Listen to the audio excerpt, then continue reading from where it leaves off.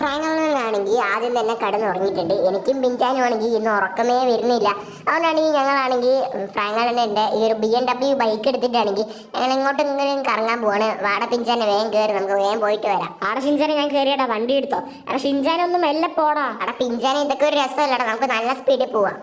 എടാ ഷിൻചാൻ ആ നിൽക്കുന്ന ജിങ്കൻ സാറല്ലേ, പെട്ടടാ പെട്ടി. ഇപ്പൊ നിന്റെ രസമൊക്കെ സാമ്പാറായില്ലേ. എടാ പിഞ്ചാൻ ഇനി അതൊന്നും പറഞ്ഞിട്ട് കാര്യമില്ലടാ, നീ വേഗം വാ, നമുക്ക് ജിങ്കൻ സാറിന്റെ അടുത്തേക്ക് പോയി നോക്കാം. ഞാനൊന്നും വരുന്നില്ല, ഞാൻ ഇവിടെ നിൽക്കാം. നീയല്ലേ വണ്ടി ഓടിച്ചത്, നീ പോയി ചോദിച്ചിട്ട് വാ.